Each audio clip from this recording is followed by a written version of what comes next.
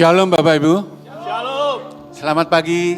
Ada sukacita? Amin. Saya mengundang untuk bangkit berdiri untuk kita segera mulai ibadah kita pada pagi ini. Mari kita mau bersama-sama memperkatakan firman Tuhan dari kitab Mazmur pasal 145 ayat 3 sampai dengan 4. Mari kita perkatakan dengan suara yang lantang bahwa firman Tuhan terdengar oleh telinga kita, dengan iman kita semakin bertumbuh. 1, 2, 3. Besarlah Tuhan dan sangat terpuji, kebesarannya tidak terduga. Angkatan demi angkatan akan memegahkan pekerjaan-pekerjaanmu dan akan memberitakan keperkasaanmu. Bapa di surga, kami memimpin kami, menyertai kami perjalanan kami, ya Tuhan kami di rumah-Mu Tuhan, untuk kami bersama-sama boleh menghampiri tata kasih karunia Allah. Untuk kami beribadah kepada memuji, menyembah Tuhan, sebuah anugerah yang Tuhan berikan buat setiap kami. Untuk setiap kami umat-Mu boleh datang dekat dengan Tuhan. Terima kasih Bapa, terima kasih. Bahkan pertolongan kami ialah Tuhan yang memberikan langit dan bumi.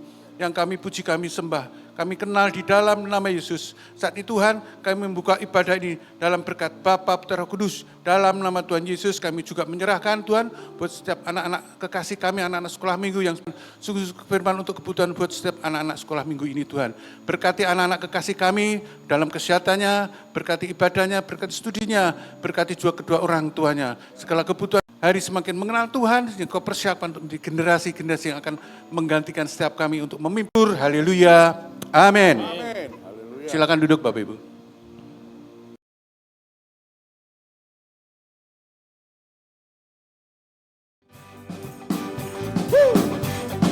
Siapakah anak raja di tempat ini? Katakan amin. Come on, say. Yo, sembahlah dia. Sembahlah dan pujilah dia. Sembahlah dan pujilah dia. Sembahlah dan pujilah dia. Raja segala raja. Sembahlah dan pujilah dia. Sembahlah dan pujilah dia. Sembahlah dan pujilah dia. Raja segala raja. Sembahlah dan pujilah dia. Sembahlah dan pujilah dia. Sembahlah dan pujilah dia. Raja segala raja. Raja. Raja segala raja. Raja. Raja segala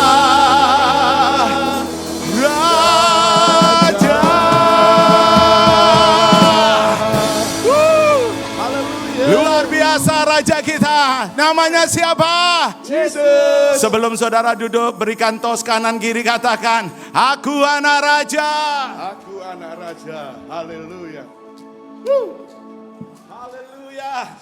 Sekali lagi bersorak-sorai buat Tuhan kita. Dahsyat. Silakan saudara duduk.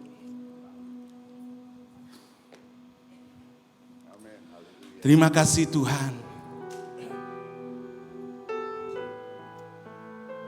Terima kasih untuk saat kami boleh bersuka cita karena perbuatan.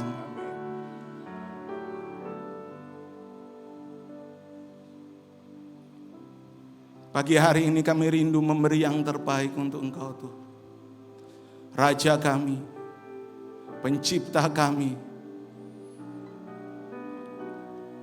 Pagi hari ini kami rindu Tuhan untuk mengerti arti-Mu. Untuk kami mengerti selaras dengan detak jantung-Mu ya Tuhan. Inilah kami ya Tuhan.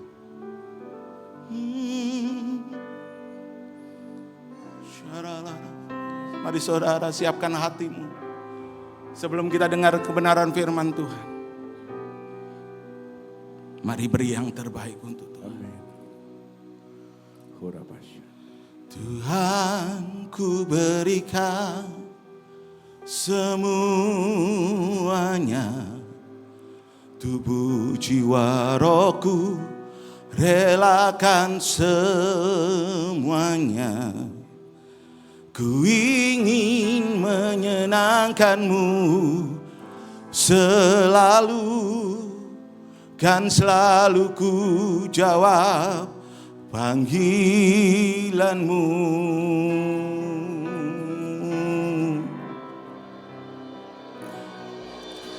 Tuhan, ku berikan semuanya, tubuh jiwa rohku relakan semuanya. Ku ingin menyenangkan-Mu selalu, kan selalu ku jawab panggilan-Mu. Ajari aku mengerti perasaan-Mu, mengerti detak jantung-Mu. Biarkan aku punya keintiman hanya dengan-Mu, sampai Kau dapati hatiku seirama dengan hati-Mu. Saudara yang bisa memujikan pujian ini, mari sekali lagi pujikan ini.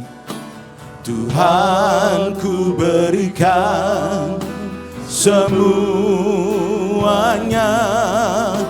tubuh jiwa rohku relakan semuanya. Ku ingin menyenangkan-Mu selalu, kan selalu ku jawab panggilan-Mu. Ajari aku mengerti perasaan-Mu, mengerti detak jantung-Mu. Biarkan aku punya keintiman hanya dengan-Mu, sampai Kau dapati hatiku seirama dengan hati-Mu. Biar kita bawa hidup kita di hadapan Tuhan. Tuhan, ku berikan semuanya. Saya undang saudara untuk bangkit berdiri. Rohku relakan semuanya, ku ingin menyenangkan-Mu selalu, kan selalu ku jawab panggilan-Mu. Ajari aku mengerti perasaan-Mu, mengerti detak jantung-Mu. Biarkan aku punya keintiman hanya dengan-Mu. Mari siapkan hatimu, dapati hatiku seirama dengan hati-Mu. Ajari aku mengerti perasaan-Mu, mengerti detak jantung-Mu. Biarkan aku punya keintiman hanya dengan-Mu, sampai Kau dapati hatiku seirama dengan hati-Mu. Seirama hati-Mu, Tuhan. Sembahlah Dia dalam roh dan kebenaran. Hanya Dia yang layak ditinggikan, hanya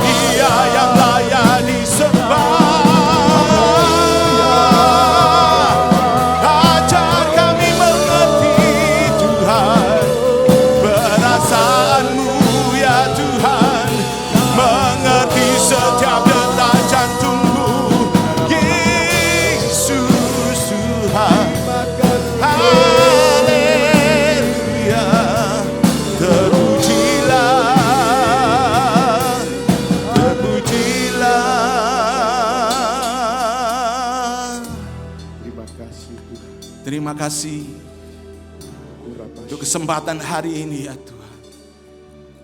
Biar awan kemuliaan-Mu dicurahkan di tempat di mana kami bergereja. Kiranya hadirat-Mu ada di tempat ini ya Tuhan. Menjamah setiap hati yang haus dan lapar akan Engkau. Terima kasih ya Tuhan.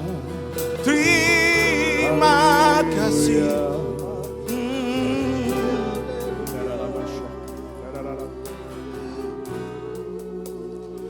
Biar awan kemuliaan-Mu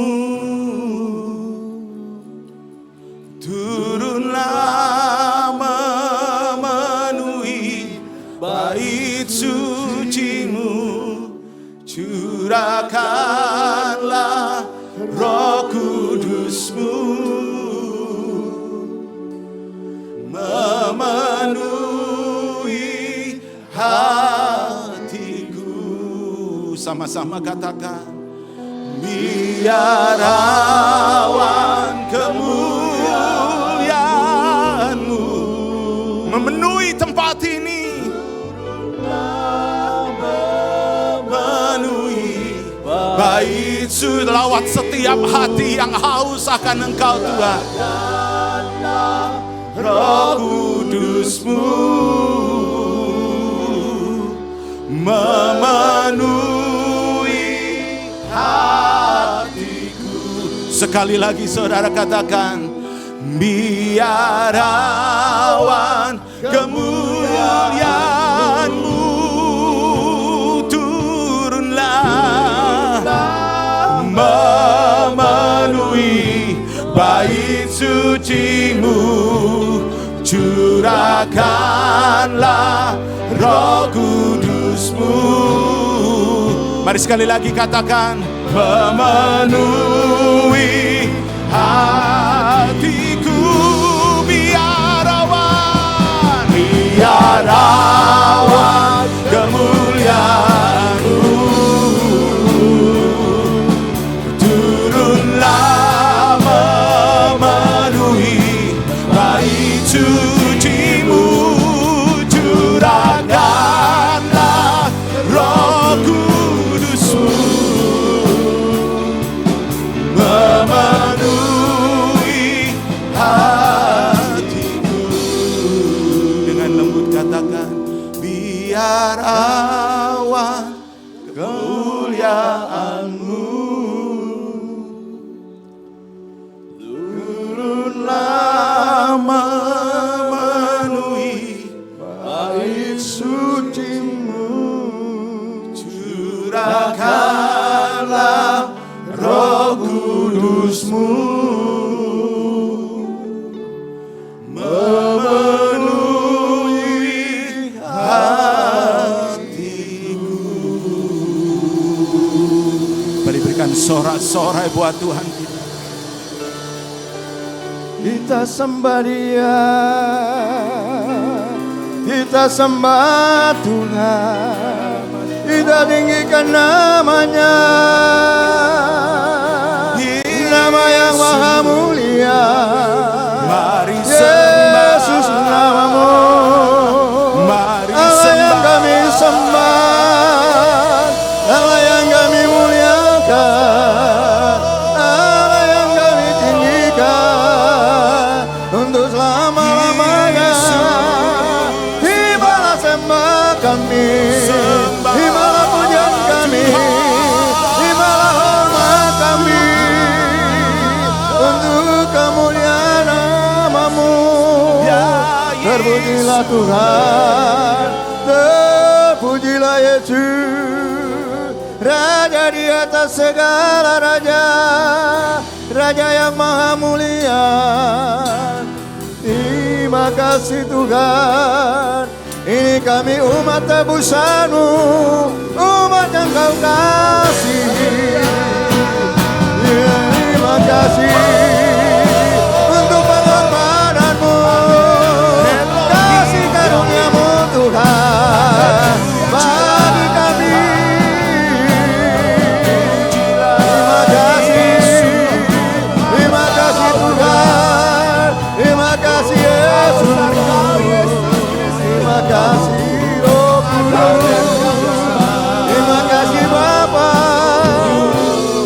atas anugerah-Mu.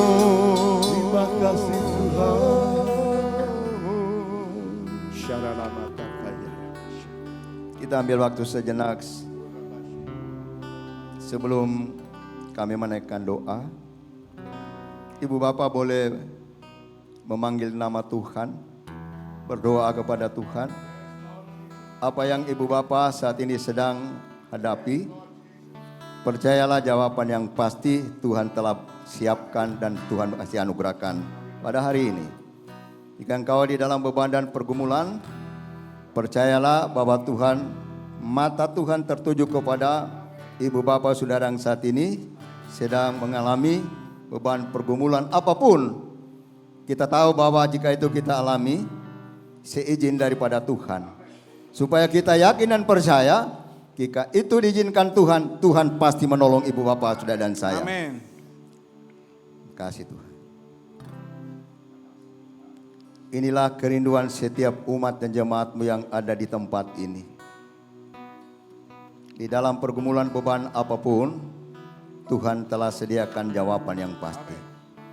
Karena itu pada saat yang indah ini kami rindu Tuhan menyediakan hati kami, menyediakan jiwa dan roh kami, seluruh eksistensi kehidupan kami untuk menyambut menerima kebenaran firman. Jika kami sudah menaikkan pujian dan penyembahan kami, Tuhan sudah menerima semuanya dengan kemenangan yang telah Engkau berikan bagi kami. Tuhan sudah menerima pujian dan penyembahan kami yang telah kami naikkan saat ini. Dan kesempatan ini juga kami akan menerima apa yang Tuhan telah sediakan bagi kami melalui kebenaran firman yang akan kami baca dan kami dengar. Dan kiranya Roh Kudus akan menolong kami, sehingga kami bukan saja setia membaca firman, setia belajar kepada firman, namun atas pertolongan Roh Kudus, kami percaya kami diberi kemampuan dan kesanggupan untuk melakukan firman-Mu. Tempat dan ruangan ini ada di dalam otoritas Tuhan. Kedaulatan Tuhan ada di tengah-tengah ibadah kami. Pakailah hamba-Mu ya Tuhan yang sederhana ini yang terbatas. Karena kami tahu dan kami percaya Tuhan tidak terbatas. Dulu sekarang kuasa-Mu itu sungguh nyata bagi kami. Terima kasih Tuhan, kami siap untuk menyambut kebenaran firman. Di dalam nama Tuhan kita Yesus Kristus sebagai kepala gereja yang hidup dan yang kudus dan am. Bersama-sama kita katakan amin. Berikan suara-suara dan kemuliaan bagi nama Tuhan. Shalom. Shalom. Beritahu sebelah kiri kanan, saya senang engkau ada di samping kanan atau samping kiri. Ya, senang Ibu Bapak sudah dan saya bisa berdampingan satu dengan lain. Karena ini merupakan satu perwujudan di mana persekutuan yang indah, yang manis, yang Tuhan anugerahkan bagi kita ketika kita bertemu di rumah Tuhan seperti ini. Pasti ada sukacita yang luar biasa. Nah hari ini atau minggu ini sudah memasuki minggu yang kelima di bulan Juni ini. Ini merupakan minggu yang terakhir untuk bulan Juni dan juga kita sudah melewati setengah tahun di tahun 2025. Dan setengah tahun ke depan tentu saja akan ada perkara-perkara yang luar biasa yang akan Tuhan nyatakan dalam hidup kita. Mungkin sepanjang 6 bulan yang kita sudah jalani tentu saja kita berharap ada sesuatu yang kita harapkan, kita doakan dan kita minta kepada Tuhan. Sepertinya belum terkabulkan. Saya percaya atau kita percaya setiap doa yang kita naikkan Tuhan pasti mendengar. Dan Tuhan juga pasti memberikan jawaban doa yang kita naikkan di hadapan Tuhan. Hari ini tentu saja kita masih akan berbicara tentang keluarga. Ya, tentang keluarga di mana tema kita adalah tema kita tentang keluarga, bagaimana di dalam keluarga itu kita akan melakukan satu pemuritan. Pemuritan di sini artinya bahwa kita akan memberikan bimbingan arahan di tengah-tengah keluarga. Kalau seorang suami menjadi imam di dalam keluarganya dan juga seorang ibu akan menjadi imam bagi anak-anak, lalu anak-anak akan menjadi mereka akan menjadi generasi yang akan meneruskan apa yang telah kita tanamkan bagi mereka. Karena itu jika kita bicara tentang keluarga, mungkin kita akan melihat benang merah. Ya, benang merah dari keluarga ini yang pertama Tuhan menjadikan manusia, laki-laki dan wanita atau perempuan Dan tentu saja tujuannya apa? Untuk dibentuk menjadi satu keluarga. Saya memakai istilah bahwa inilah merupakan lembaga awal. Lembaga yang pertama yang ada di dunia ini, lembaga yang paling sempurna. Nah, tentu saja ada lembaga-lembaga yang lain yang dibuat oleh manusia adalah merupakan lembaga-lembaga yang dibuat manusia ini tujuannya apa? Untuk melihat atau mempraktekkan apa yang telah dilakukan oleh Tuhan. Kita bicara tentang keluarga, yang pertama adalah Adam dan Hawa, kemudian diberi berkat keturunan karena Tuhan merintahkan bahwa mereka akan beranak cucu, penuhilah bumi. Nah, artinya bahwa ketika ibu bapak dan saya hari ini adalah merupakan cucu-cucu dari Adam dan Hawa. Kita bersyukur kita memiliki nenek moyang kita yang dibentuk oleh Tuhan, merupakan lembaga yang pertama, lembaga yang sempurna, sekalipun bahwa lembaga yang sempurna ini mereka gagal. Lalu yang kedua, yang tentu saja akan menjadi pemikiran kita bersama-sama, mengapa Tuhan membentuk keluarga? Pasti ada tujuan, ada maksud yang Tuhan tetapkan di dalam keluarga ini. Yang pertama, bahwa keluarga dibentuk oleh Tuhan untuk mempraktekkan apa yang ada di hati Tuhan. Bahwa keluarga dibentuk oleh Tuhan untuk mempraktekkan apa yang ada di hati Tuhan, yaitu untuk mempraktekkan firman Tuhan. Sebagai suami dipraktekkan untuk mempraktekkan tentang kasih Allah yang Tuhan berikan kepada laki-laki, kepada keluarganya. Sebagai suami ataupun imam dalam keluarga, maka dia akan menjadi contoh dan teladan di dalam keluarganya. Walaupun ketika kita dalam melihat proses sejarah dalam perkembangan keluarga ini, Adam gagal menjadi imam. Kenapa dia gagal, Pak? Berarti saya juga kalau gagal boleh ya. Saya mau katakan mungkin kita gagal, tapi saya mau katakan kegagalan kita sudah diselesaikan oleh Yesus ketika datang ke muka bumi ini. Dia sudah menyelesaikan kegagalan kita. Nah, karena itu bahwa sekalipun Adam gagal, Tuhan tidak akan pernah gagal di dalam melakukan akan agenda-agenda yang sudah ada di dalam hati Tuhan.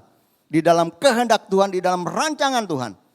Karena itu ketika manusia ada di dalam keberdosaan yang luar biasa, semakin dosa manusia semakin jahat Alkitab mengatakan, sehingga Tuhan mempersiapkan satu generasi untuk menjadi penerus keluarga yang ditetapkan Tuhan adalah keluarga Nuh. Ada 8 orang. Ya, Nuh dan istri, kemudian ada anak-anak 3 orang, lalu ada menantu jadi 8 orang. Jadi pada waktu kita lihat kenapa Nuh yang dipilih oleh Tuhan. Mungkin kalau waktu itu ada Pak Danu, ada Pak Adop, ada di sana, apakah mungkin kita yang dipilih oleh Tuhan? Tentu saja ketika kita bicara tentang pilihan Tuhan, ada kriteria yang ditetapkan oleh Tuhan. Ada kriteria yang ditetapkan Tuhan supaya pilihan itu ketika Tuhan memilih, tentu saja kriteria itu ada. Yang pertama, takut akan Tuhan. Kita katakan takut akan Tuhan. Menjauhi kejahatan dan hidup di dalam kebenaran. Nah, itu yang Tuhan temukan, itu yang Tuhan dapatkan di dalam kehidupan Nuh dalam satu keluarga, dan tentu saja Nuh mendapat tempat di hati Tuhan. Mendapat tempat di hati Tuhan. Oleh karena itu, maka Nuh sebagai seorang ayah, sebagai seorang bapak, pasti dia akan mengajarkan kepada anak-anaknya, kepada keturunannya, dan juga kepada generasi-generasi penerus. Nah, hari ini kita bicara tentang bagaimana kita menyaksikan perbuatan Allah di dalam keluarga, perbuatan Tuhan di dalam keluarga. Mazmur 78 ayat 1 sampai dengan ayat 11, kita membaca dulu ayatnya, kita bisa ditayangkan oleh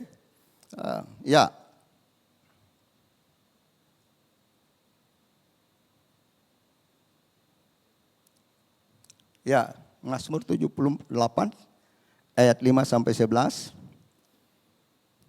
Bisa ditampilkan?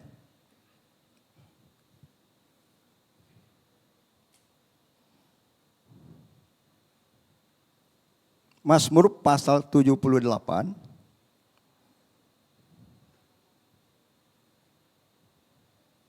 Ya, mulai dari ayat 5 kita akan baca bersama-sama ayat firman Tuhan ini. 3, 2, 1. Telah ditetapkannya peringatan di Yakub dan hukum Taurat diberinya di Israel.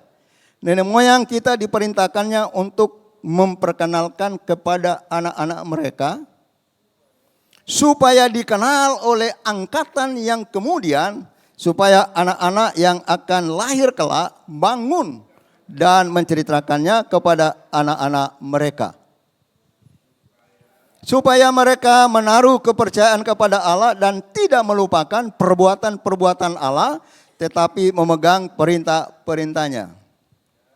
Dan jangan seperti ini nenek moyang mereka, angkatan pendurhaka dan pemberontak, angkatan yang tidak tetap hatinya dan tidak setia jiwanya kepada Allah. Bagi Efraim, pemanah-pemanah yang bersenjata lengkap berbalik pada hari pertempuran. Mereka tidak berpegang pada perjanjian Allah dan enggan hidup menurut Tauratnya. 11.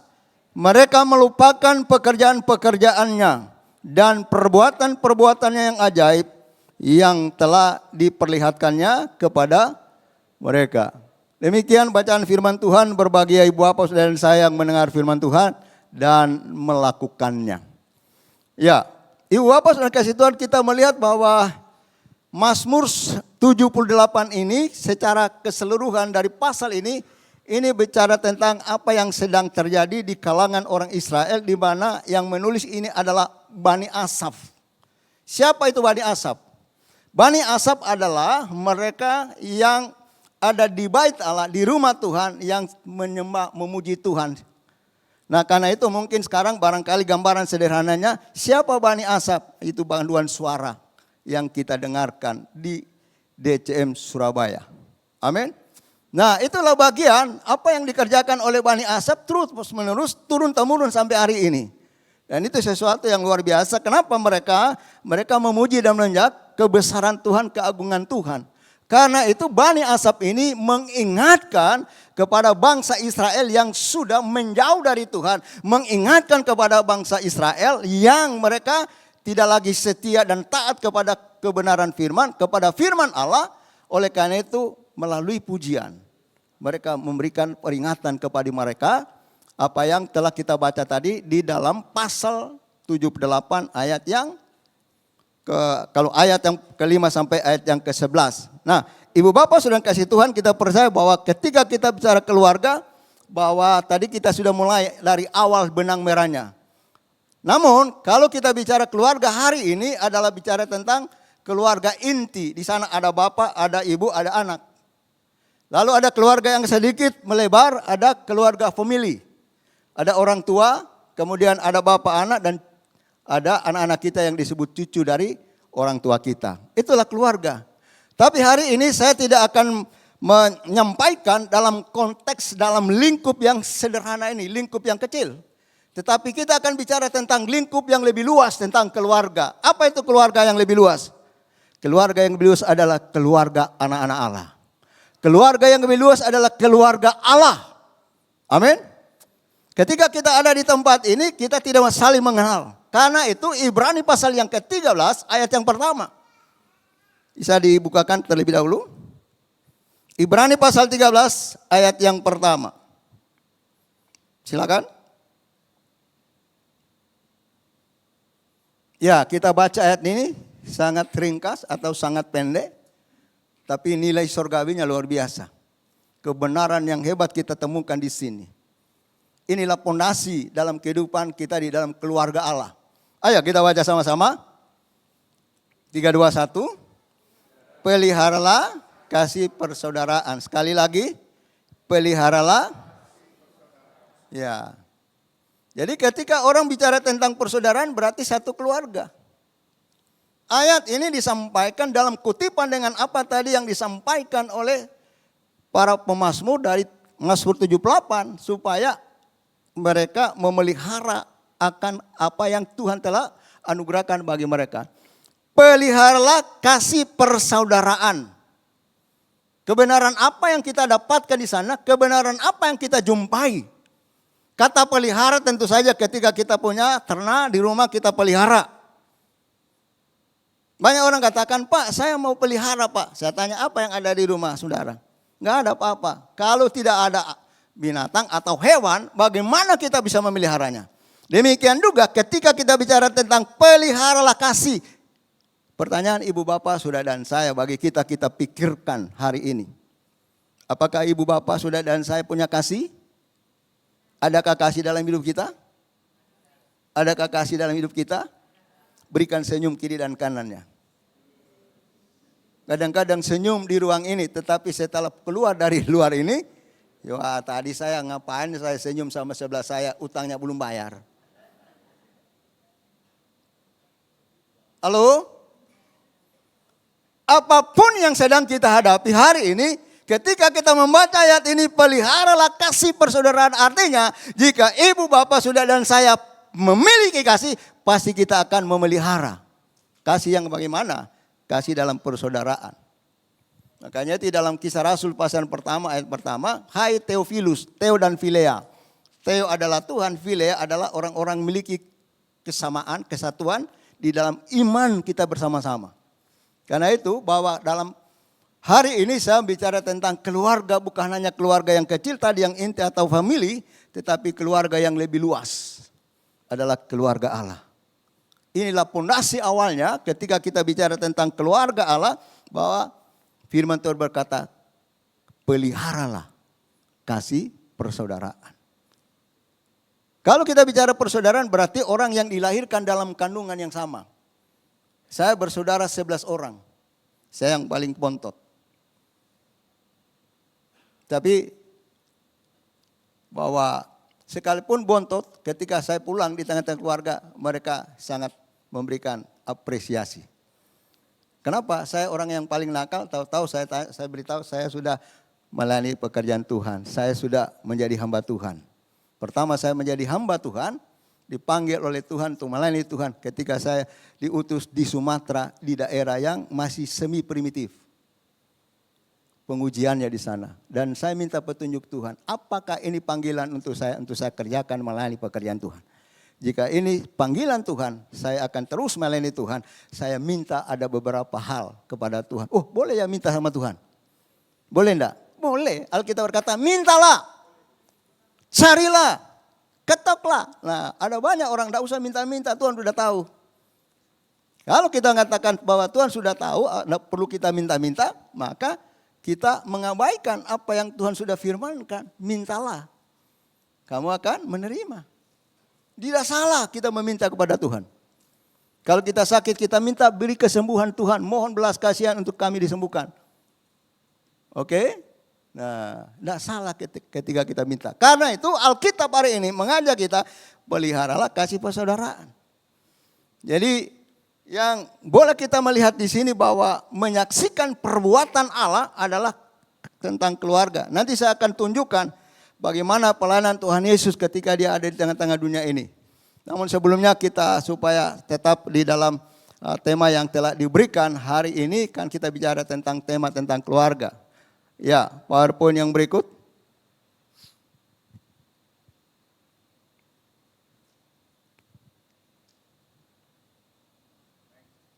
Ada?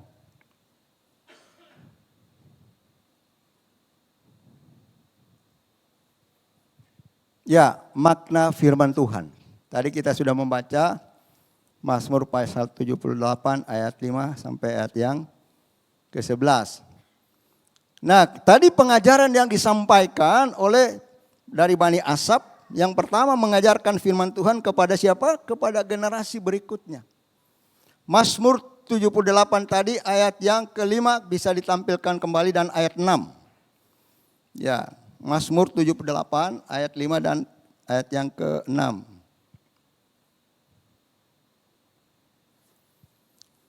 Telah ditetapkannya peringatan di Yakub dan hukum Taurat diberinya di nenek moyang, di Israel nenek moyang kita, diperintahkannya untuk memperkenalkan kepada anak-anak mereka. Yang pertama, sebentar.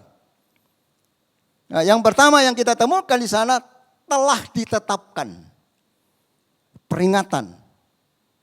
Peringatan itu telah ditetapkan. Atau saya pakai bahasa yang lebih, himbauan itu telah diberitahukan.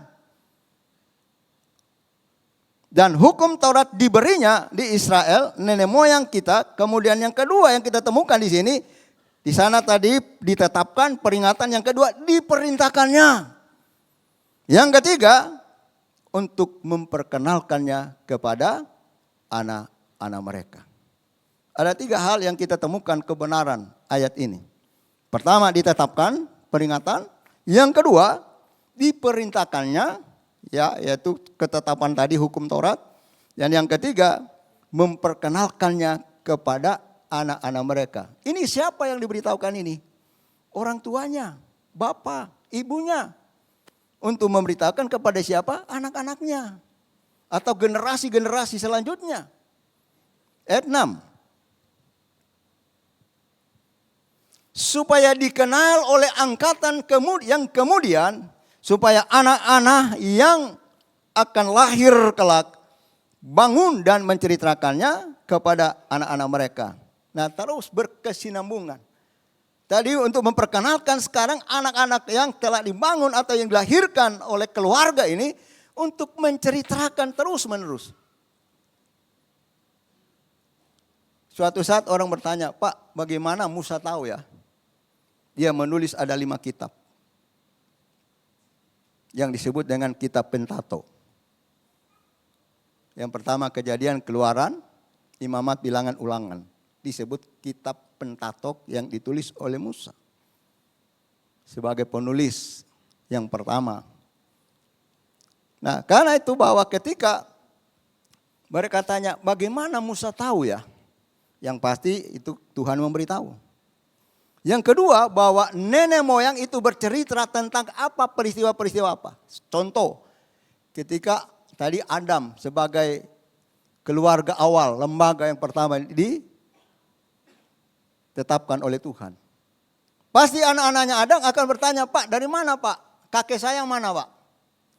Kalau saya punya bapak siapa ya? Benar nggak kita berpikir demikian? Pasti Adam akan bercerita, bapak ini nggak ada bapaknya. Bapaknya bapak ini adalah bapak surgawi. Bapaknya bapak ini adalah bapak rohani, bapak surgawi. Kok saya mau lihat Pak? Sekarang nak belum bisa lihat. Ya tentu ada banyak hal untuk memberikan pemahaman dengan mereka. Demikian juga ketika bangsa Israel sudah mulai mengabaikan akan perintah Tuhan, mengabaikan akan apa yang telah ditetapkan Tuhan untuk dilakukan di dalam keluarga mereka. Tadi dalam konteks kecil, keluarga inti, keluarga yang agak pemilik, dan keluarga yang lebih luas. Dalam lingkup yang lebih besar, keluarga bangsa Israel disebut umat Allah. Itulah keluarga. Jadi keluarga ini sebagai generasi yang berikutnya, tadi kita sudah membaca bagaimana mereka diberi tanggung jawab orang tuanya, lalu diturunkan kepada generasi-generasi selanjutnya. Dan untuk apa? Untuk menumbuhkan iman dan pengharapan kepada Allah. Mazmur pasal 17 ayat yang ke-7, tadi kita sudah baca, tidak perlu ini nanti akan terlalu panjang. Ya.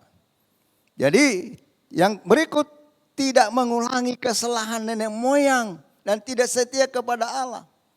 Supaya mereka tidak mengulangi kesalahan nenek moyang mereka. Kapan mereka melakukan kesalahan itu? Ketika bangsa Israel sebagai nenek moyang bangsa Israel yang mereka ada di tanah Mesir atau di Goshen, dibawa keluar untuk masuk ke tanah Kanaan. Mereka telah diberikan amanat itu, diberikan perintah itu, diberikan firman Tuhan itu melalui hambanya Musa. Tapi mereka melupakan, mengabaikan. Tidak mengulangi kesalahan nenek moyang. Tidak setia kepada Allah. Supaya apa?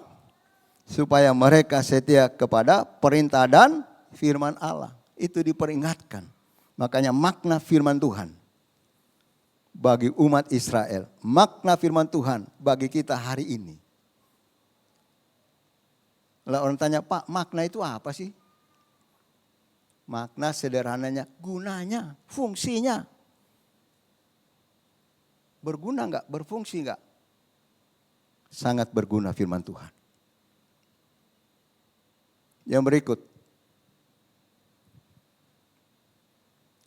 Yang berikut. umat tidak sanggup untuk melakukannya. Umat yang mana? Umat Israel? Umat Tuhan? Pertanyaan, kenapa Pak mereka tidak bisa sanggup melakukannya? Mengapa umat Tuhan tidak sanggup melakukannya? Yang pertama yang kita temukan di sana dalam bacaan kita tadi, mereka melupakan perbuatan-perbuatan ajaib. Mereka mengabaikan perbuatan-perbuatan Allah yang begitu besar. Yang sudah membawa mereka melakukan mujizat. Mereka mengabaikan, bahkan mereka melupakan apa yang sudah dilakukan dan dikerjakan oleh Tuhan. Mazmur 78 ayat 10 dan 11. Tidak perlu baca karena kita sudah baca. Kemudian yang berikut. Mereka tidak sanggup mengikuti teladan yang buruk. Apa itu teladan yang buruk? Bagi umat Israel, bagi bapak-bapak atau bagi nenek moyang mereka, ketika itu mereka meniru dan melakukan teladan yang buruk, teladan yang tidak baik. Itu bangsa-bangsa di mana ketika mereka melewati bangsa satu dengan yang lain, mereka melihat, bangsa ini kok bisa punya Allah ya. Ketika mereka masuk ke tanah Kanaan, hal itu atau sebelum mereka masuk ke tanah Kanaan, pada waktu Musa dipanggil oleh Tuhan untuk menerima perintah Tuhan yang akan diteruskan kepada bangsa Israel, mereka membuat patung. Patung yang terbuang dari emas yang berbentuk lembu. Anak lembu. Berapa kilo ya? Kalau dijual kan lumayan. Beli sembako bisa 20 tahun dibagikan. Lalu, nah itulah ketidaksetiaan mereka. Emas dijadikan patung lembu. Lalu disembah. Mereka mengikuti teladan yang buruk, teladan yang tidak sesuai dengan perintah Tuhan. Ya, dari para pendahulu mereka. Itulah yang diingatkan oleh Bani Asaf kepada umat Tuhan, kepada bangsa Israel. Lanjut.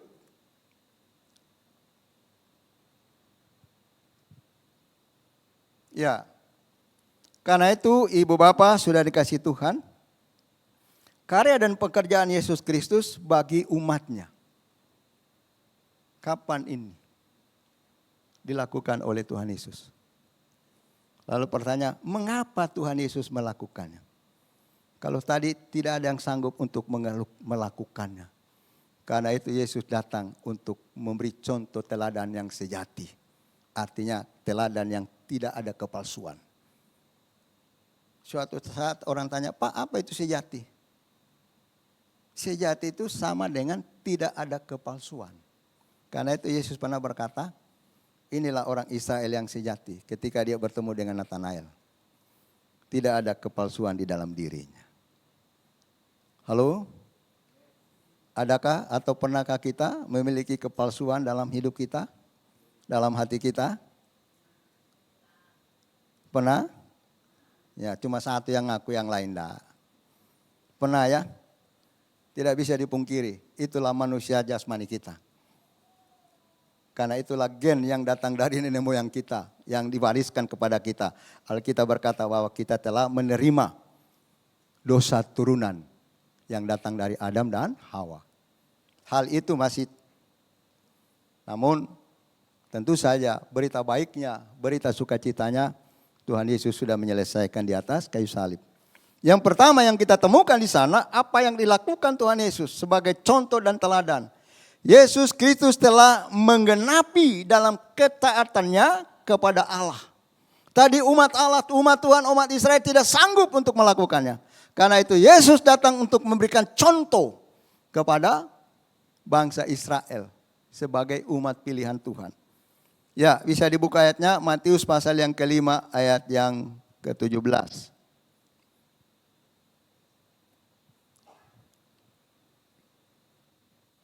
Matius pasal 5 ayat yang ke-17, firman Tuhan berkata demikian. Janganlah kamu menyangka, sama-sama kita baca ya supaya lebih mantap. 3, 2, 1. Janganlah kamu menyangka bahwa aku datang untuk menyediakan hukum Taurat atau kitab para nabi. Aku datang bukan untuk meniadakannya, melainkan untuk apa? Menggenapinya. Bangsa Israel semua gagal. Mulai dari Adam, imam pertama adalah Adam. Dia gagal untuk mengerjakan apa yang diperintahkan Tuhan. Kemudian Tuhan memilih satu bangsa dari keturunan Abraham, Ishak dan Yakub menjadi satu bangsa. Mereka akan menjadi imam bagi bangsa-bangsa yang lain, yaitu bangsa Israel. Mereka pun gagal. Ketika mereka ditempatkan, Tuhan membawa mereka kepada bangsa di tengah-tengah bangsa yang tidak mengenal Allah, bangsa Mesir. Mereka pun gagal. Dan selanjutnya ketika mereka keluar dari tanah Mesir sebagai umat yang begitu besar, sebagai keluarga yang besar, satu bangsa untuk menjadi berkat bagi bangsa-bangsa yang lain, namun mereka pun gagal. Lalu Tuhan menetapkan satu suku dari antara mereka yang bernama suku Lewi. Suku Lewi ditetapkan oleh Tuhan, diangkat oleh Tuhan. Kenapa? Orang tanya pada saya, Pak, kenapa suku Lewi? Kok enggak suku yang lain aja? Ruben kan yang paling tertua. Padahal dalam konteks Israel, anak tertua itulah yang diberikan sepenuhnya tanggung jawab. Tetapi kenapa tidak dipilih? Tentu saja ada hal-hal yang membuat dari Ruben ini sebagai anak yang pertama tidak dipilih dan ditetapkan untuk menjadi imam. Maka pilihan itu jatuh kepada suku Lewi. Ini satu peristiwa ketika bangsa Israel tadi menyembah kepada berhala. Lalu Musa merintahkan, siapa yang masih mau menyembah Tuhan, Allah yang membawa kita keluar dari tanah Mesir, mari ada bersama-sama dengan saya. Maka datanglah suku Lewi menggabungkan diri dengan Musa. Ya, Musa juga termasuk dari keturunan Lewi. Harun termasuk dari keturunan Lewi. Lalu Musa merintahkan, kalau kamu memang mau ada di pihakku, penggalah orang-orang yang menyembah kepada berhala tadi. Mereka melakukan itu untuk membersihkan aib yang sedang terjadi di dalam keluarga bangsa Israel. Lalu pada saat itulah Tuhan menetapkan, memberitahukan kepada Musa, suku Lewi lah yang ditetapkan untuk menjadi imam di tengah-tengah keluarganya, di tengah-tengah bangsanya, di tengah-tengah bangsa-bangsa yang ada. Dan selanjutnya bahwa ketika mereka suku Lewi sudah masuk ke tanah perjanjian, maka mereka menjalankan tugas keimaman mereka di bait Allah. Dengan bergiliran. Nah, salah satu yang kita sudah disampaikan oleh Bapak Gembala Pembina tentang Zakaria. Dia dari suku Lewi yang menjadi imam di bait Allah. Yang menjadi contoh keluarganya. Yang takut akan Tuhan juga bersama istrinya Elizabeth. Sekalipun mandul waktu itu, kita lihat kesetiaan Zakaria dan kesetiaan Elizabeth. Tuhan mengaruniakan anak kepada mereka yang kita kenal dengan nama Yohanes Pembaptis. Itu luar biasa skenarionya Tuhan untuk menyatakan kasihnya kepada umatnya, umat Israel. Sekalipun umatnya kadang-kadang ya menentang, bukan hanya kadang-kadang, menentang, meninggalkan, menjauhi Tuhan. Sekalipun Tuhan berkata kepada mereka, marilah mendekat kepadaku, marilah carilah Tuhan, maka kamu akan menemukan Tuhan. Yesus Kristus telah menggenapi dalam ketaatannya, ketaatan Kristus, ketaatan Yesus kepada Allah Bapa untuk melakukan pekerjaan. Israel boleh gagal, juga imam-imam Lewi gagal. Yesus datang untuk menunjukkan inilah imam yang turun dari surga. Imam yang datang dari surga adalah imam yang sempurna, imam yang ditetapkan oleh Bapa untuk memberikan contoh dan teladan. Imam yang tak bercacat celah. Dia mempersembahkan tubuhnya sebagai korban. Dan dia sendiri adalah imamnya. Dan tubuhnya sendiri, hidupnya dipersembahkan untuk menjadi tebusan bagi bangsa Israel, bagi umatnya, bagi seluruh orang yang percaya kepada Dia, termasuk ibu bapak, saudara dan saya hari ini. Amin. Yang berikut, Yesus Kristus memberitakan dan mewariskan ya kebenaran yang sejati. Ya, di pasal yang ke-78 tadi ayat 5. Namun kita baca terlebih dahulu, kita sudah baca Yohanes pasal pertama, ayat pertama dan 14.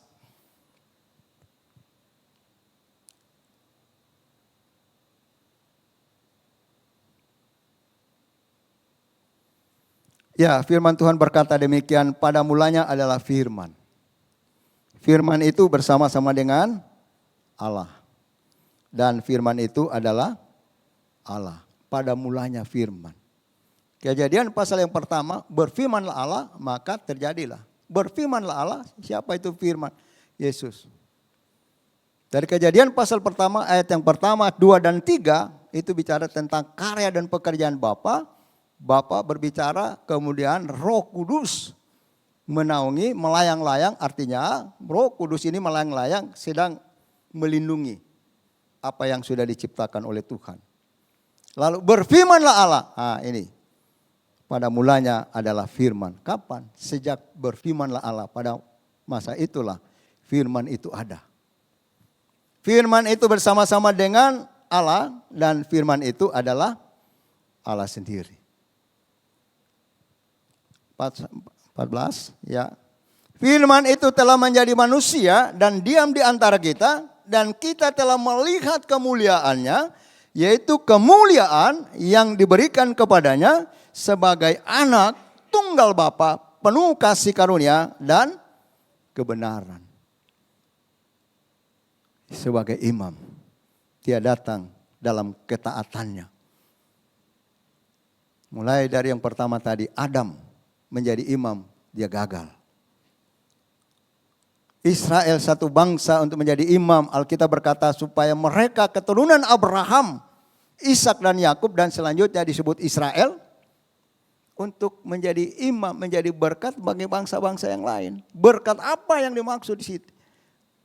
Adalah berkat yang datang dari surga, berkat kebenaran, berkat firman, berkat pengampunan, berkat keselamatan yang disediakan Tuhan. Yesus Kristus menggantikan generasi pemberontak. Ya. Siapa generasi pemberontak? Generasi pemberontak adalah umat Allah, umat Tuhan. Bangsa Israel itu sendiri. Terjadi pemberontakan. Keluar dari tanah Mesir mereka sudah merontak. Ketika mereka ada di tanah Kanaan yang dijanjikan Tuhan, terjadi juga pemberontakan. Pada akhirnya Tuhan izinkan mereka harus dibawa ke pembuangan, ke Babel. Sekarang ini Irak, kemudian di Kerala yang lain, ke tempat-tempat yang mereka menjadi orang-orang yang dibuang oleh Tuhan. Kenapa Tuhan kok umatnya, umat pilihannya mengalami hal demikian? Jauh sebelum makanya itu juga tadi kita membaca di mana Asap mengingatkan untuk mereka ini supaya jangan lagi contohi keteladanan nenek moyang mereka yang mengabaikan, yang melupakan karya dan pekerjaan Tuhan yang luar biasa. Ya, kita baca dulu Roma pasal 5 ayat 19.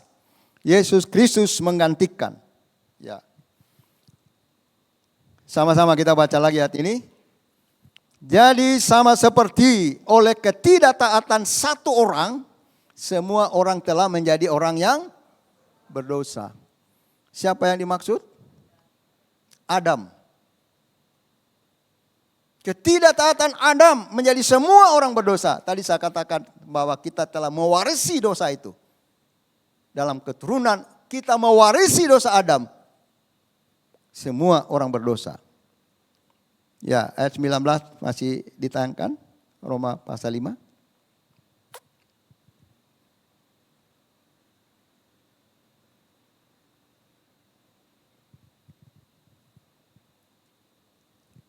Ya, semua orang berdosa, demikian pula oleh ketaatan satu orang, semua orang menjadi orang apa? Luar biasa. Kita harus tersenyum. Oleh ketidaktaatan satu orang, semua orang berdosa. Oleh ketaatan Yesus Kristus sampai mati di salib, Maka semua orang yang berdosa menjadi orang apa? Berbanding terbalik. Satu tadi orang berdosa, semua berdosa. Satu orang benar, datang rela dan taat dia sampai mati. Yesus sampai mati. Maka kita yang berdosa menjadi orang yang benar. Kita harus tersenyum luar biasa. Mengapa ibu bapak hari Minggu datang ke gereja? Seperti hari ini. Mengapa kita perlu datang beribadah seperti hari ini? Ya ini karena hari Minggu Pak. Nanti tetangga saya Pak nanya, kok Minggu gak ke gereja ya? Ada orang nanya, ada orang ngasih tahu, Pak saya kalau gak datang ke gereja ditanya terus sama tetangga. Katanya Kristen hari Minggu kok di rumah terus. Nah makanya saya ke gereja. Berarti takutnya sama tetangga bukan sama Tuhan. Halo? Nah beritahu sebelah kirinya atau kanan dia. Jangan takut sama tetangga. Takut sama Tuhan. Kita datang beribadah pada hari Minggu artinya ini merupakan perayaan celebration dalam ibadah kita. Kita sedang melakukan ibadah raya. Ibadah celebration, ada sukacita.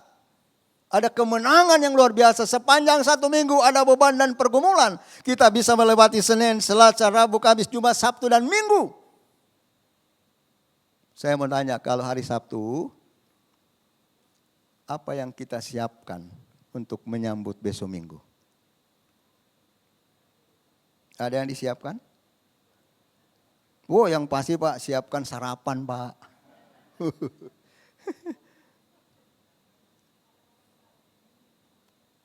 Siapkan sarapan? Masa nggak boleh Pak? Ya saya juga habis siapkan sarapan, saya nggak mau ngomong-ngomong sama Pak Adop kok.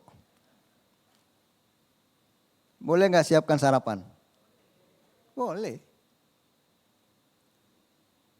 Saya dari kemarin sampai saat ini saya belum sarapan. Ya. Bukan karena tidak ada yang dimakan, Pak. Itu statement dalam pelayanan saya. Jika saya mau berkhotbah hari Minggu, mulai dari kemarin sampai selesai khotbah, sampai jam 12 siang baru makan. Ada teman saya kalau mau khotbah itu dia 1 minggu. Dia persiapkan itu. Kenapa? Karena kita ini sedang menyampaikan isi hati yang Tuhan taruh dalam hati kita. Amin. Walaupun saya baru diberitahu, saya khotbah pagi ini hari ini sudah tadi malam. Tapi tidak apa-apa, saya senang yang sedemikian ini. Mudah-mudahan minggu berikutnya nanti dikasih tahu, pagi-pagi baru dikasih tahu. Boleh. Amin. Karena kita banyak orang katakan baik atau tidak baik waktunya, siap atau tidak siap, melayani Tuhan. Saya Pak, saya ini antar saudara. Besok bisa nggak song leader Mas Agung? Wah istri saya nggak boleh. Enggak. Mas Agung kalau bilang, ayo Mas Agung ke Bangil, WL. Waduh dia tiap minggu mau ke Bangil. Pak Roni juga ada siap jadi diaken di Bangil. Doanya enggak apa-apa. Ya, ibu bapak sudah kasih Tuhan. Maka oleh ketaatan satu orang, maka kita lihat bahwa semua orang menjadi orang benar. Satu orang yang taat, semua orang yang berdosa menjadi orang apa? Orang benar. Ya, lanjut. Masih panjang ya.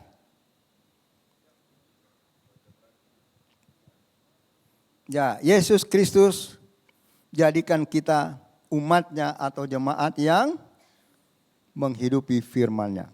Di Mazmur pasal 17 tadi ayat 11, Yohanes pasal 14 ayat 26 kita baca ayatnya ini.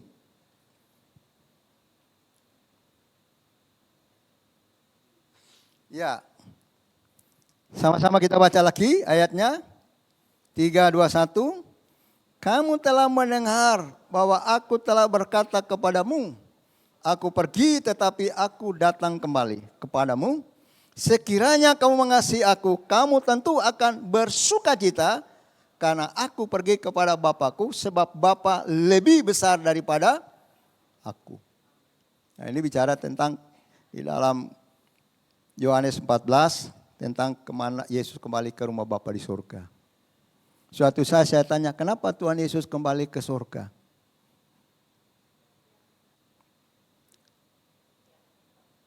Pertanyaan ini juga saya tanya kepada ibu bapak dan saya. Mengapa Yesus kembali ke surga? Ya? Kenapa? Karena rumahnya di surga, bukan di Banyuwangi. Masa ada orang datang dari Banyuwangi langsung pulangnya ke Tuban? Enggak, pasti pulang ke Banyuwangi. Yesus datang dari surga, kembali lagi ke surga. Makanya ketika orang tanya, kenapa orang Kristen itu? Iya, kita masuk surga karena Yesus yang datang dari surga memberikan janji bagi kami, jaminan bagi kami percaya sampai akhir dalam perjalanan hidup kami dunia ini, dipanggil pulang ke rumah Bapa di surga. Itu janjinya. Itu janji Tuhan kepada kita. Yesus kembali ke surga.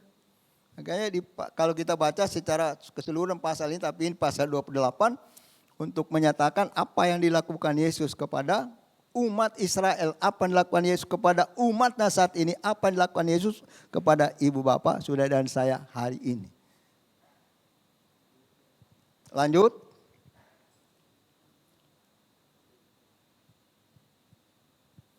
Ya. Yang berikut, anugerah dan kuasa Roh Kudus memampukan kita melakukan firman. Ya, melakukan firman. Yesus Kristus membebaskan kita dari dosa dan memperbarui hidup kita. Yohanes 14 tadi ayat yang ke-28. Memperbarui kita dari dosa. Yang berikut, Roh Kudus memampukan kita taat, ya, memampukan kita taat pada perintah dan firman Tuhan. Mazmur pasal 78 ayat 11 tadi. Kemudian Roh Kudus mengingatkan kita dan mewariskan tanggung jawab yang baru bagi kita. Ketika Yesus datang ke dunia melayani dalam semua kelompok manusia. Ada kelompok yang jumlah besar. Mereka datang berbondong-bondong untuk menjumpai Yesus. Mencari Yesus. 5.000 orang yang diberi makan. Dan juga berjumpa yang pertama kali Yesus datang ke satu keluarga yang sedang mengadakan pesta dalam pernikahan. Keluarga tidak diabaikan. Perhatian Tuhan itu sejak dari awal dan selanjutnya sampai hari ini tetap kepada keluarga. Karena itu ketika kita baca Alkitab menjelaskan, mengingatkan kepada kita, memberitahukan kepada kita kebenaran yang kita temukan di sana bahwa mujizat yang pertama yang dilakukan Yesus ada di dalam keluarga. Air jadi apa? Air jadi apa? Kenapa air bisa jadi anggur? Coba secara sains kita pikirkan sejenak. Kan tempat anggur yang tadinya di sekian wadah, ya, tempayan, habis kan? Lalu Tuhan perintahkan pada pemimpin pesta, suruhlah mereka mengisi tempayan-tempayan yang kosong tadi, bekas dari anggur yang sudah disuguhkan kepada tamu-tamunya. Pertanyaan, kenapa air tadi jadi anggur? Bisa enggak? Mungkin orang perlu kita lakukan penelitian untuk hal ini. Dalam konteks kebenaran firman.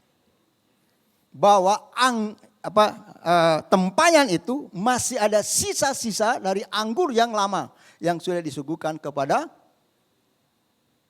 tamu-tamu yang datang atau para undangan. Ketika diisi oleh air, maka anggur yang masih tersisa tadi, ketika Tuhan Yesus mengatakan cedoklah itu, maka itu terjadi pelipat kali gandaan dari yang sisa menjadi anggur yang lebih manis. Menjadi anggur yang lebih, rasanya yang lebih baik. Lalu, pernah dipikirkan itu? Kan Tuhan kan bisa aja ngomong, air jadi anggur ya, simsalabim. Nah, enggak. Kenapa medianya itu Tuhan pakai? Ketika Tuhan Yesus memberi makan 5.000 orang, ada berapa yang disediakan? 5 roti dan 2 ikan. Maka terjadi pelipat kali gandaan. Demikian juga ketika Yesus mujizat yang pertama, anggur. Air jadi anggur, di tempayan-tempayan tadi bekas anggur, disuruh isi semuanya. Maka terjadi pelipat kali gandaan. Anggur yang masih sisa menjadi,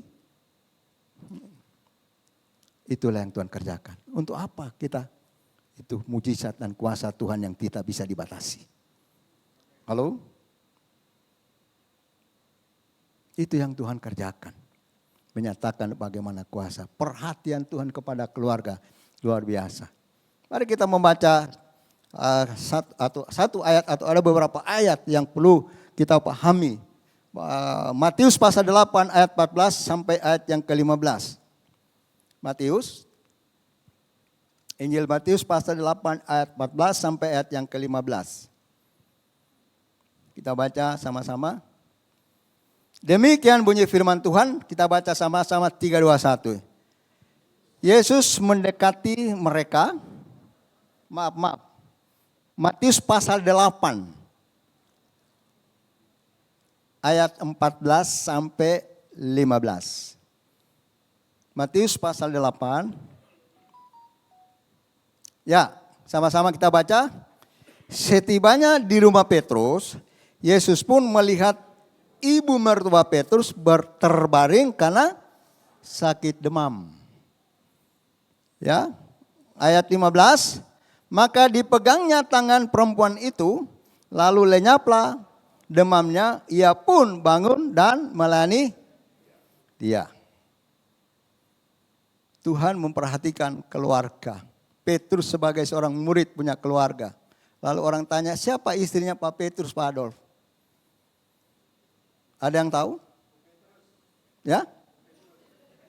Ibu Petrus kali ditanya, siapa nyonyanya Pak Danu? Salah, Ibu Maria Hesti.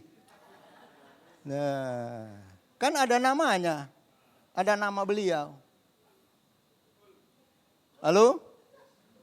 Ada nama, kalau di istri Petrus kan tidak ditulis istrinya, hanya ditulis mertua. Halo? Jangan ditambah-tambah loh ya. Kebenaran apa yang ibu bapak temukan lewat peristiwa ini? Ya, jangan dimatikan dulu. Maka dipegangnya tangan perempuan itu. Perempuan yang mana? Nah, isinya kalau kita Pak, maka dipegangnya tangan ibu mertua Petrus. Tidak boleh ganti-ganti Pak.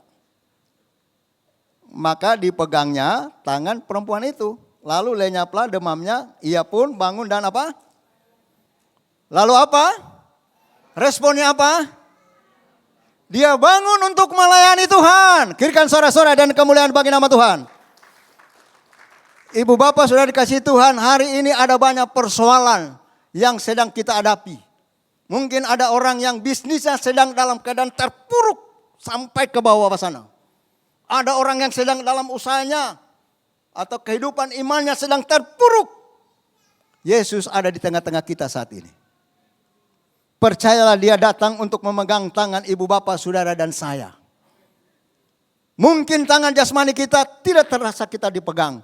Tapi biarlah tangan rohani kita yakini bahwa kita sedang dipegang oleh tangan Yesus. Berikan sorak-sorak dan kemuliaan bagi nama Tuhan. Ketika kita mengalami kesembuhan, apa yang kita kerjakan? Banyak orang Kristen mengabaikan ayat ini yang menjadi berkat bagi kita. Ketika kita disembuhkan, ketika kita dipulihkan, ketika usaha kita sudah dipulihkan oleh Tuhan, usaha kita menjadi bangkit kembali dari kebangkrutan. Saya mau tanya, bersediakah saudara melayani Yesus? Ini yang terlupakan. Perempuan ini sakit luar biasa, demamnya bukan hanya demam biasa. Kalau demam biasa dia masih bisa berjalan, masih bisa, tetapi terbaring sakit karena demam. Tetapi mertua Petrus ketika Yesus memegang tangannya dan dia disembuhkan. Sebagai ungkapan terima kasih kepada Tuhan. Dia bangkit lalu melayani Yesus. Adakah saudara bersedia ketika dipulihkan oleh Tuhan, usahamu, bisnismu, bangkit dan mau melayani Dia? Bangkit mau melayani Dia? Berikan sorak-sorak dan kemuliaan. Yesus ada di tengah-tengah kita hari ini. Dia pasti akan memulihkan apapun persoalanmu. Firman Tuhan kita aminkan, kita amini firman ini. Karena ini perkataan Tuhan. Kelihatannya sederhana ayat ini. Tapi nilai abadi, nilai surgawi kita temukan lewat kebenaran ini. Dia memegang tangan. Setelah itu dia merasa sembuh. Dia melayani Yesus. Kenapa Marta waktu itu melayani Yesus ditegur? Dia memilih pada dia melayani. Tentu saja bahwa melayani sebagai ungkapan terima kasih apa yang telah dikerjakan oleh Yesus. Ketika ibu bapak siap untuk dipulihkan Yesus, Tuhan tahu hati kita. Tuhan tahu hati ibu mertuanya Petrus. Kalau dia sembuh, kalau dia dipegang tangan dan disembuhkan, pasti Tuhan akan meresponi apa yang sedang dikerjakan Yesus. Amin. Halo. Kebenaran firman itu luar biasa. Menjadi pedoman dalam hidup kita. Ibu bapak yang dikasih Tuhan. Tuhan Yesus selalu memberi perhatian kepada keluarga. Kepada pribadi, lepas pribadi. Suatu saat dia bertemu dengan Sakeus. Seorang kepala pemungut cukai. Sakeus, Tuhan Yesus katakan, hei turun. Aku akan datang. Lukas pasal 19 ayat pertama. Hei Sakeus turun. Aku akan datang ke rumahmu. Dengan senang hati Sakeus turun. Lalu dia mengajak Tuhan Yesus untuk datang ke rumahnya. Dan dikatakan bahwa ketika Yesus, maka Tuhan Yesus ada di tengah-tengah keluarga Sakeus. Tuhan Yesus berkata bahwa keselamatan pun terjadi atas rumah ini. Atas rumah ini artinya satu keluarga pun. Karena satu orang yang meresponi ketika Yesus sedang lewat. Di sana dia ingin melihat rupa siapa, gimana rupanya ini Yesus. Dia meresponi. Yesus datang di tengah-tengah keluarganya. Keluarganya dipulihkan. Keluarganya dipulihkan. Lalu dia memberikan, ya bukan nasar. Dia katakan, kalau ada yang kuperas 4 kali lipat, aku akan kembalikan semuanya. Lalu ada orang yang saya tarik pajaknya lebih dari apa yang saya akan kembalikan. Dan setengah dari hartaku akan kubagikan kepada orang-orang miskin. Kenapa 4 kali lipat? Pada masa itu, kerajaan di Israel ada di bawah kekaisaran Romawi. Lalu ditempatkan raja wilayah yang bernama Herodes. Maka para pemungut pajak, memungut pajak yang pertama untuk kaisar. Yang kedua untuk raja wilayah, namanya Herodes. Yang ketiga disetor ke kantor pajak. Keempat, untuk masuk di kantongnya juga. Haleluya. Makanya disebut, jika ada orang yang kuperas 4 kali lipat, ku kembalikan semuanya. 4 kali. Bahkan setengah dari hartaku. Dan cukup hanya 4 kali. Setengah dari apa yang punya. Akan kuberikan 50%. Dia persembahkan untuk Tuhan. Halo? Setengah 50% dipersembahkan, diberikan untuk Tuhan. Bahkan pada akhirnya dalam sejarah gereja. Sakeus menjadi salah satu pemberita Injil yang hebat. Amin. Ya, jadi Roh Kudus mengingatkan kita dan mewariskan tanggung jawab yang baru bagi kita. Matius pasal yang ke-28 ayat 18-19. Ini amanat agung atau tema kita tahunan. Jadi tema kita atau tema tahunan kita. Ya, enggak usah dibacakan. Saya minta untuk, ya, enggak usah dibacakan. Saya minta ayatnya. Matius pasal 12 ayat 48 sampai ayat yang ke-50. Matius pasal 12 ayat 48 sampai 50. Ya, kita baca lagi ya ayat ini. Jawab Tuhan Yesus. 3, 2, 1. Tetapi jawab Yesus kepada orang yang menyampaikan berita itu kepadanya, siapa ibuku dan siapa saudara-saudaraku? Sampai 50. Ayat 9, 49. Lalu katanya sambil menunjuk ke arah murid-muridnya, ini ibuku dan saudara-saudaraku. Ayat 49, 50.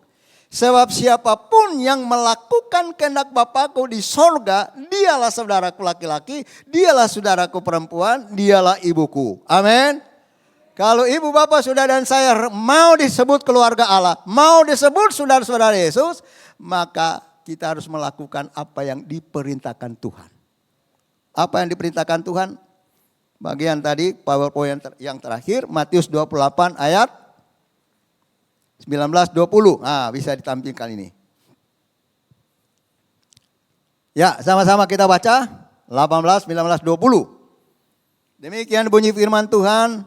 Yesus mendekati mereka dan berkata, kepadaku telah diberikan segala kuasa di sorga dan di dunia.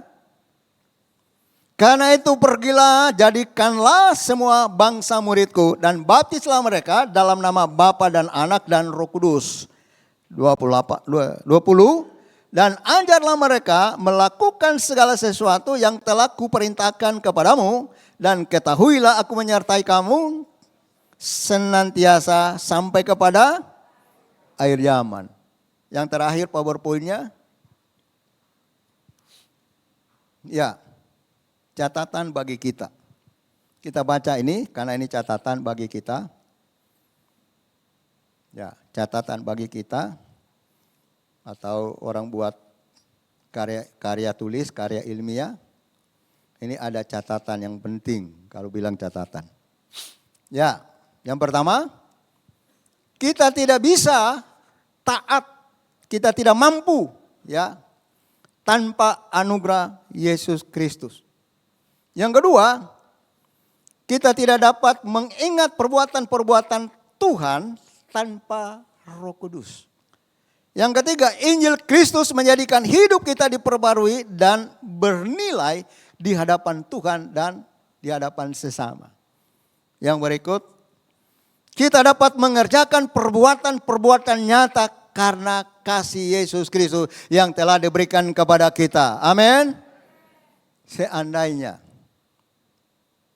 hari ini ada pesan Tuhan berikan kepada kita, Pak Adolf, Pak Nardi, Bu Maria Hesti, Pak Danu, Pak Sikit, Pak Semi, dan semuanya. Tinggal 1 minggu tinggal di dunia. Apa yang kita melakukan? Apa yang kita melakukan? Untuk apa? Ya, Pak Sigit, boleh. Yang lain. Tinggal 1 minggu ini. Ada enggak yang perlu kita lakukan? Ya? Nanti sampai di surga kok. Sudah dikasih talenta 5, 2, 1. Kemana dibikinnya? Saya tanam doanya. Lalu Tuhan katakan, waduh. Yang 5 sudah masuk, yang 2 sudah masuk. Baik sekali perbuatanmu, baik sekali pekerjaanmu, baik sekali responmu. Masuk, engkau akan diberikan yang lebih besar lagi. Memerintah bersama Yesus di surga. Tapi yang 1, saya sembunyikan. Aduh, Tuhan katakan bagus. Tapi itu tidak berkenan. Soalnya ditanam. Terus mau kemana Tuhan? Udah nyala. Kamu di sana tempatmu. Hari ini Tuhan juga memberikan respon kita apa? Halo? Ada respon kita? Ya, ditampilkan temanya kita. Tampilkan tema tahunan. Halo? Go and make disciple. Ya mungkin kalau pergi jadikan semua bangsa muridku. Ayat 28 tadi. Pasal 28 ayat 19. Pergi jadikan semua bangsa muridku. Go and make disciple. Mungkin kalau jadikan murid itu discipleship. Itulah tema tahunan kita hari ini. Amin. Semua diberkati Tuhan. Kita berikan sorak-sorai dan kemuliaan bagi nama Tuhan. Kita kembali ke rumah dengan sorak-sorai dan kemenangan. Kita datang dengan beban dan pergumulan. Percayalah. Jika Tuhan Yesus sudah menolong seorang ibu mertua Petrus. Jika Tuhan Yesus sudah menolong satu keluarga yang dalam melakukan pesta dalam pernikahan mereka. Ditolong oleh Tuhan. Tuhan Yesus pertolongannya adalah pertolongan yang abadi. Apapun persoalan masalah yang diizinkan Tuhan kita hadapi. Percaya Dia terus menerus memperhatikan kita dan mendengarkan doa-doa kita. Dan Dia juga menjawab doa kita.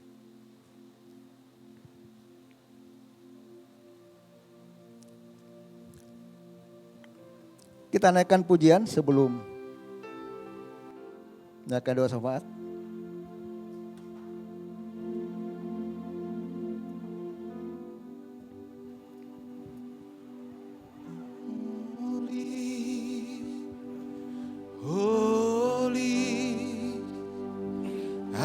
You Lord God Almighty, what is the Lamb? What is the Lamb? You are holy, holy. Kami mengundang Ibu Bapak bangkit beri kita nikmati pujian ini. Lord God Almighty, what is the Lamb? What is the Lamb? You are holy, holy. Are you Lord God Almighty? What is the Lamb? What is the Lamb? Amin. Terima kasih Bapa di surga, inilah ungkapan syukur dan terima kasih bahwa kami senantiasa akan terus memuji, menyembah, meninggikan nama-Mu dan menyukakan hati-Mu Tuhan. Amin. Kami tahu bahwa surgawi segala persoalan masalah ada di antara umat-Mu yang saat ini sedang berdoa sudah begitu lama. Tuhan, jika Engkau menolong Ibu mertua Petrus kelihatannya sederhana. Tapi ketika dia meresponi apa yang Tuhan kerjakan. Demikian juga Tuhan. Biarlah setiap persoalan masalah kami percaya bagi mereka yang sedang mengalami persoalan. Tuhan memegang tangan mereka, tangan rohani mereka saat ini. Engkau senantiasa akan berdiri dan bangkit. Tuhan akan pulihkan dan percayalah ketika Engkau dipulihkan. Layanilah Tuhan. Amen. Sebagaimana contoh dan teladan yang telah diwariskan oleh Tuhan melalui pelayanannya kepada Ibu mertua Petrus. Terima kasih Tuhan. Bahkan ketika saat ini Engkau dalam keadaan sakit. Terimalah kesembuhan, terimalah mujizat oleh bilur-bilur Yesus. Amen. Tuhan sudah menyembuhkanmu. Tuhan sudah menyembuhkan imanmu, menyembuhkan rohanimu, menyembuhkan fisik jasmanimu, menyembuhkan ekonomimu, menyembuhkan usahamu, menyembuhkan pekerjaan ibadah maupun pelayananmu. Amin. Terima kasih Tuhan. Terima kasih Bapa. Kami kembalikan semuanya ini untuk menjadi hormat, kemuliaan bagi nama-Mu. Kami persembahkan doa kami. Haleluya. Kita akan naik doa syafaat.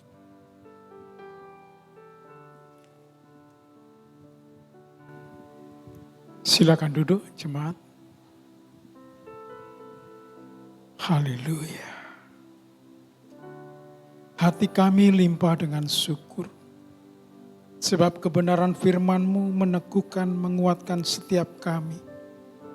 Keluarga DSCM kiranya diberkati oleh Tuhan.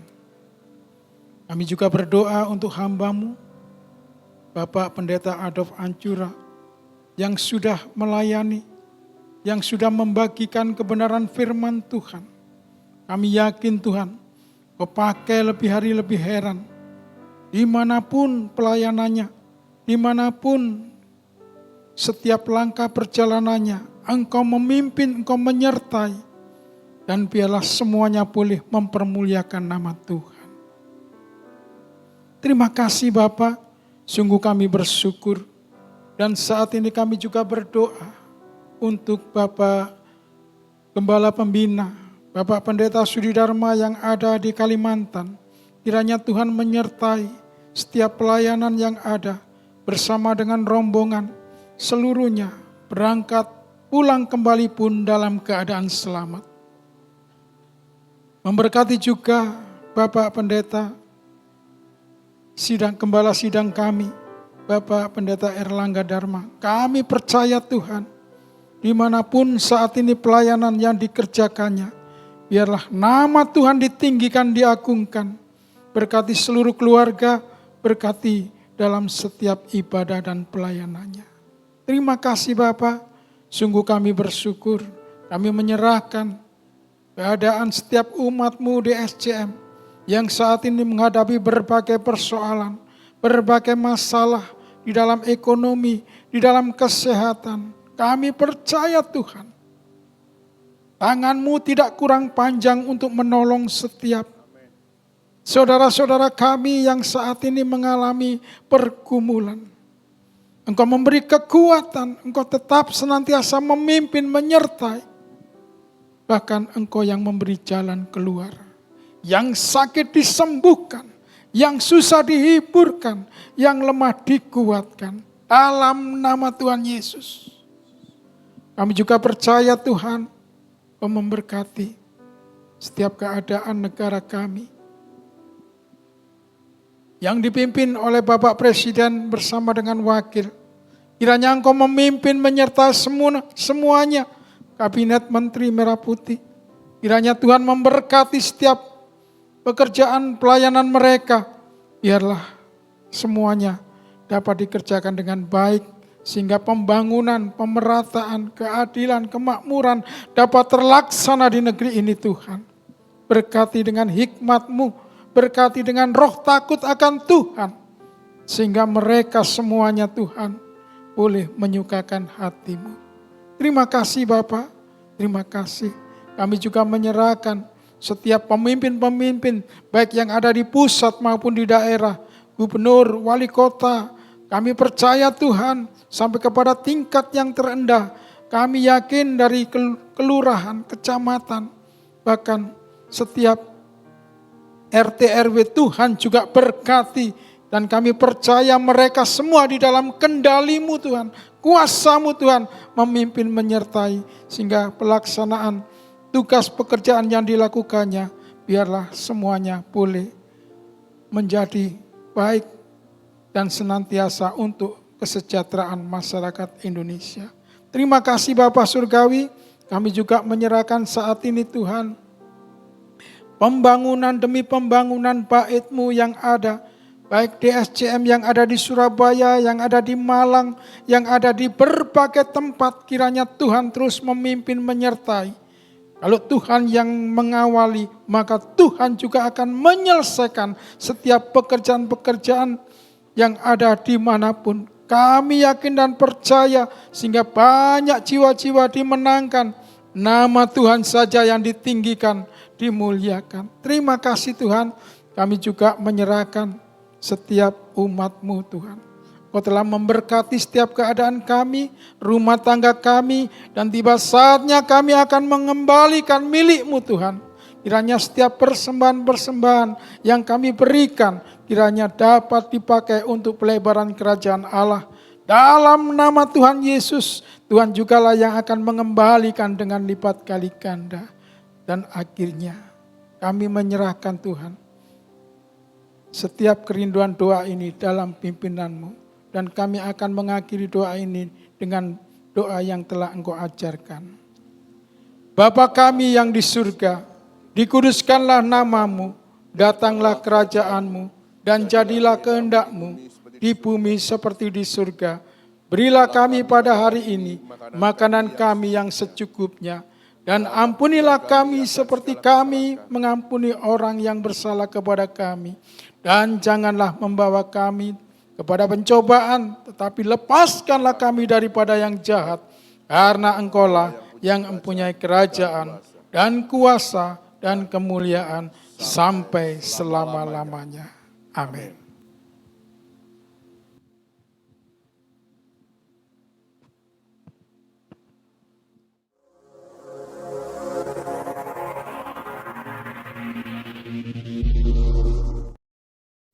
Seperti dalam Roma 12 ayat 4-6, sebab sama seperti pada satu tubuh kita mempunyai banyak anggota, tetapi tidak semua anggota itu mempunyai tugas yang sama. Demikian juga kita, walaupun banyak, adalah satu tubuh di dalam Kristus, tetapi kita masing-masing adalah anggota yang seorang terhadap yang lain. Saling mendoakan sebagai wujud satu anggota tubuh Kristus, dan juga sharing tentang firman Tuhan semakin membuat kita mengerti akan kehendak Tuhan. Mari bersama memuji dan menyembah Tuhan, berdoa untuk jemaat Tuhan, berdoa untuk ibadah persiapan, ibadah raya, juga kegiatan-kegiatan lainnya, serta berdoa untuk kota dan bangsa. Mari bergabung bersyafaat setiap hari Jumat pukul 10 waktu Indonesia Barat di Gedung Pondok Daun. Bapak Ibu, mari kita mendukung dalam doa pertumbuhan jemaat dan mendukung jam-jam ibadah DSJM Kupang Gunung. Setiap hari Rabu diadakan doa malam pukul 18.30 sampai pukul 20. Hari Minggu ibadah raya dimulai pukul 17 waktu Indonesia Barat. Doa pagi setiap hari Rabu dan Sabtu pukul 5 sampai 6 waktu Indonesia Barat secara onsite di NICC Jalan Lingkar Blimbing Indah nomor 2 Area Malang, secara online melalui Zoom meeting ID 85076811319 passcode doa pagi. Halo adik-adik, yuk ikuti acara Pekan Rohani Anak di DSCM Kids Surabaya dengan tema Disciples of Christ yang akan diadakan pada tanggal 5 dan 6 Juli. Acara ini akan diisi oleh Kak Levirianto dan Kak Tony Nardi. Jangan sampai kelewatan ya. God bless you.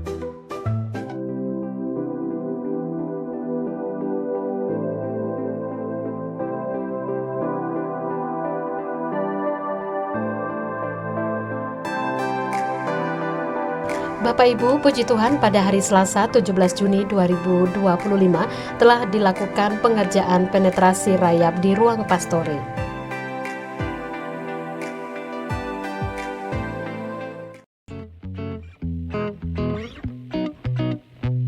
Puji Tuhan Bapak Ibu, Minggu 22 Juni 2025 yang lalu, Bapak PDM Adolf Ancura telah ditabiskan menjadi Gembala Jemaat Lokal DSJM Bangil oleh Ketua BPD Jatim Bapak Pendeta Gideon Liang Sugiarto Dimin.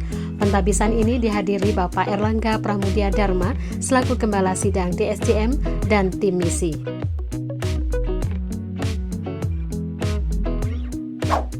Time to Share, Senin 30 Juni 2025, pukul 19 waktu Indonesia Barat, bersama Bapak Pendeta Erlangga Pramudia Dharma SEMSC, dengan topik 5 Jawatan. Berikut kami sampaikan update info persembahan untuk Videotron atau LED, juga karpet.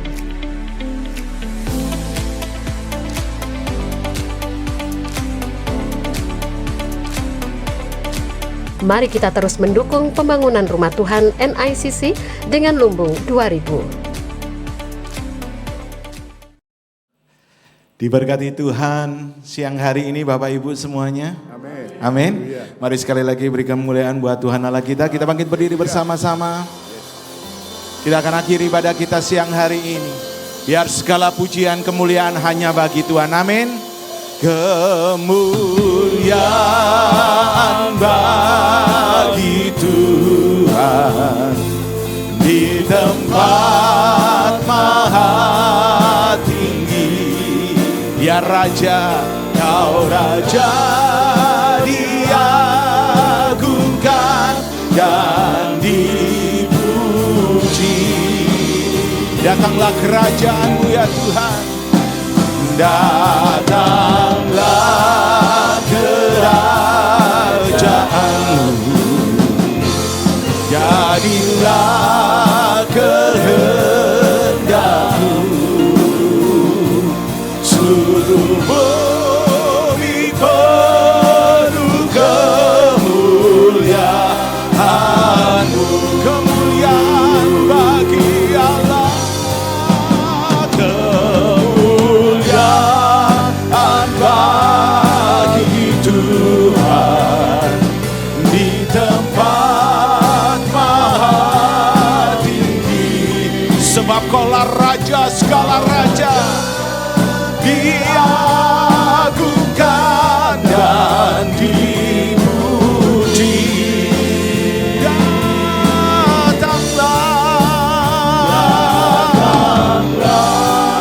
kerajaan-Mu. Jadilah kehendak-Mu. Seluruh bumi penuh kemuliaan-Mu.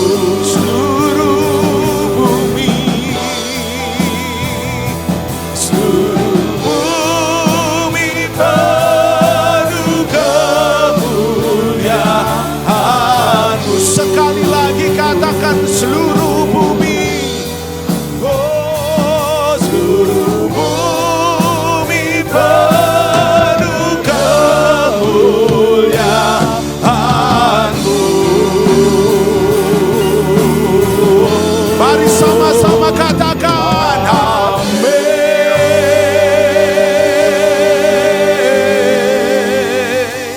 Bapa di surga, akhirnya kami mengucapkan syukur, terima kasih Tuhan.